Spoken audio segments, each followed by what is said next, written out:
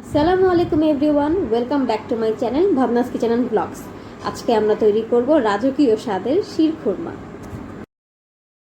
তৈরি করতে আমাদের লাগবে 3 টেবিল স্পুন বাদাম কুচি, 2 টেবিল স্পুন খেজুর কুচি, 2 টেবিল স্পুন কিশমিশ, 2টি এলাচ, 2টি দারচিনি, 1 কাপ থেকে কিছুটা কম condense milk, 2 tablespoon cream, 3 tablespoon চিনি, 2 টেবিল স্পুন গুঁড়ো দুধ, 1 চিমটি জাফরান এবং 1.5 লিটার লিকুইড দুধ।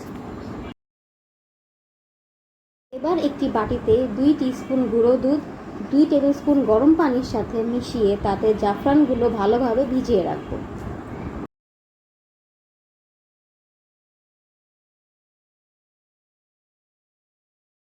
এবার একটি ফ্রাই প্যানে 2.5 টিস্পুন ঘি নিয়ে তাতে এলাচ ও দারচিনি দিয়ে কিছুক্ষণ নেড়ে নিব। এরপর এতে বাদাম কুচি, খেজুর কুচি ও কিশমিশ দিয়ে ভালো মতো ভেজে নিব। ড্রাই ফ্রুটগুলো ভালো মতো ভাজা হয়ে গেলে এবং গোল্ডেন কালার হয়ে গেলে তা উঠিয়ে একটি বাটিতে রেখে দিব পরবর্তীতে ব্যবহারের জন্য।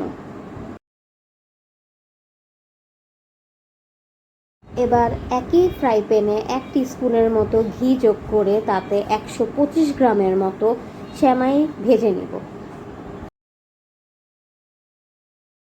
সেমাইগুলো গোল্ডেন ব্রাউন কালার হওয়া অবধি ভালো মতো ভেজে নেব।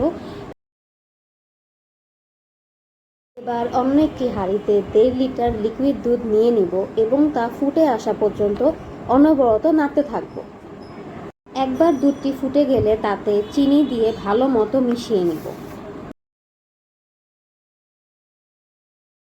চিনির দানাগুলো ভালোভাবে মিশে গেলে এতে ভেজে রাখা সেমাইগুলো দিয়ে দিব ও ভালো মতো মিশিয়ে সিদ্ধ করে নিব। সেমাইগুলো ভালোভাবে সিদ্ধ হয়ে গেলে এতে 1 কাপ কনডেন্স মিল্ক, ক্রিম এবং জাফরান মিশিয়ে রাখা দুধের মিশ্রণটি দিয়ে ভালো মতো নেড়ে মিশিয়ে নিব।